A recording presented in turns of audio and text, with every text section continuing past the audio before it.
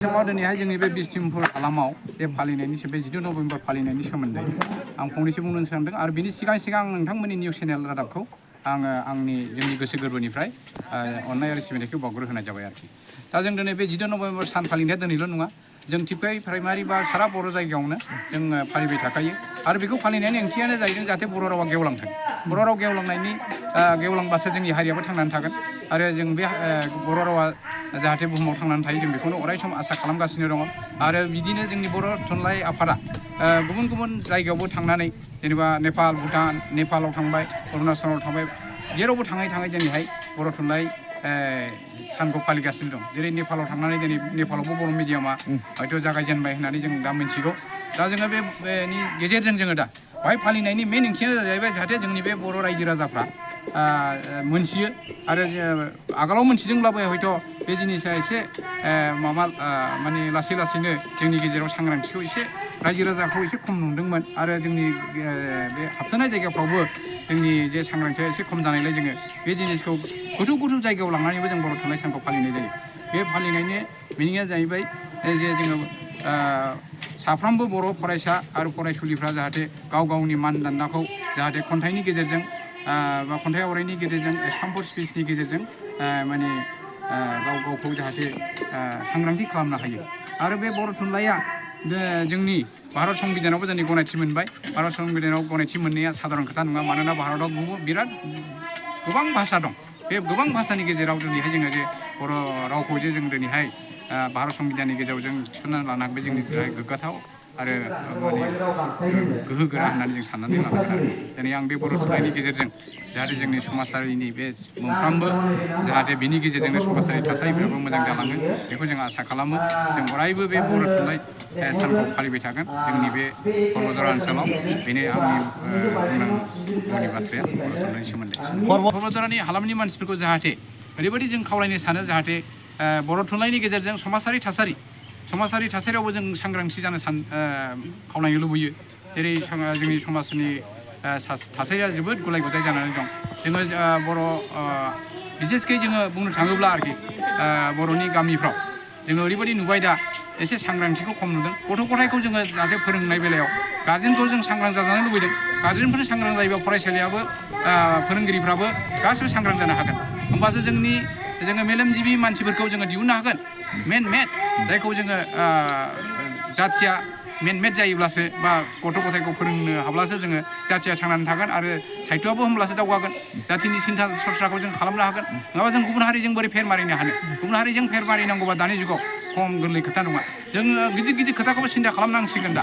गिदिर खोथा सिन्था खालामनो हाबासो गिदिर खोथाफोरखौबो जों सावरायनो रोंनांसिगोन। होमब्लासो जों जाथिया जौगानो हागोन आरो बेखौ आं बुंबाय जाहाथे जोंनि रायजो राजाफ्रा आरो बिसेसकै आं मोनसे जिनिसखौ खावलायनो लुबैदों। आङो समाजारि थासारिनि गेजेराव मोनसे जिनिसखौ हयथ' आंनि बुंनाया हयथ' गोरोन्थि जानो हागौ रायजो राजा नोंथांमोन। आं मोनसे जिनिसखौ खावलायनो लुबैनाया जाहैदों जे जोंनि समाजारि थासारियाव दा हिन्जाव माहारिनि जे गिदिरा जिनिस लानाय बे जिनिसखौ एसे खमायजानो लुबैबाय। मानोना बे जिनिसखौ जुदि बे फेग्रा मुवाखौ जुदि रिसार्च खालामनानै एनालाइसिस नायोबा हौवाफोरनिसो बांसिन जानानै दं, जायनि थाखाय खुब दुखु मोनथाव। जायनाखि बिमा माहारियानो दिनै सांग्रां जानांगौ। जुदि बिमा माहारियानो जुदि फेग्रा जिनिसखौ लायोबा माने खुब जाथिया एसे गाहायाव माने थांनो माने गोनां बादि नुयो आरोखि। जायनि थाखाय आं खावलायनो लुबैनाया बेनो बिमा माहारिया जाहाथे बे लोंनाय जानायाव जाहाथे गोग्लैसोनानै थाया। जों नुबाय समाजनि खामानि मावनायावबो जों टिपकाइ बर' थुनलाइ आफादा जोङो 3 आफादजों जोङो लोगो लानानै खामानिखौ मावो दा।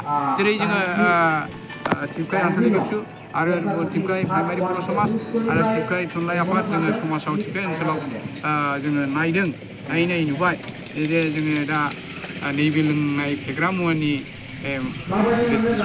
लोंनायनि बिबांखौ जोङो रिसार्च खालामनानै नायोबा, समिक्षा खालामनानै नायोबा हौवाफोरनिफ्राय हिनजावफ्रासो बांसिन लोंनायखौ नुयो। ओरैबायदि लोंनाय नुयो आरोखि। मोनसे गामियाव जुदि नोंथांमोना थाङोबा ओरैबायदि रिसार्च खालामनानै नोंथांमोना नुगोन। गामियारियाव थाङोबा नोंथांमोना न'खर रिसार्च खालामोबा नुगोन।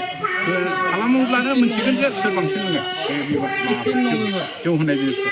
दा नंखायनो आङो रायजोनि गामि ओनसोलनि बे आइ आफामोनखौ आं खावलायनो लुबैदों हिन्जाव माहारिफ्रा लोंनायनि जिनिसखौ एसे खम खालाम गाज्रि मोनो नङा हिन्जाव माहारिफ्रा बे बाथ्रा बुंनायखौ आं बेखौनो दिनै बे 10 नभेम्बरनि गेजेरजों आङो बेखौ समाजनि थासारिखौ आं बेहायनो खावलायनो दिनैनि हाबाफारिनि गेजेरजों नोंथांमोना मा आयदाफोर लानानै खुंफुंदों दिनैनि हाबाफारिनि गेजेरजों खन्थाइ आवरायनाय जाबाय हरखाब बुंनाय जाबाय ओमफ्राय जोंहा दिनै सावराय मेल दं सावराय मेला जाहैबाय बिसेसकि जोंहा आलासि लिंहरदों गेवलां मेल दं आरो बे सावराय मेलावबो जोंहा दिनै गथ' गथाय फरायसुलि फरायसुलाफोरखौ लानानै जोङो सावराय मेल खालामगोन बे सावराय मेल खालामनायनि ओंथिया जाहैबाय जेनेबा सांग्रांथि जानाय हारिया बोरै थांनांगौ बोरै जोंनि साहित्यआ जौगागोन बेखौनो जों बिनि थाखाय जोङो गोरों मानसिफोरखौ लानानै जोंनि गथ' गथायनि नलेजाव जों होनाया बेनो सावराय मेल लानाया बेनो जोंनि थांखिया बे आरो बर' रावा अरायबो जाहाथे गेवलाङो बा गोसारो बेखौनो बुंनानै आं आंनि बिबुंथिखौ बेनो फोजोबनाय जाबाय आङो दिनै नोंथांमोननि बे निउस चेनेलनि गेजेरजों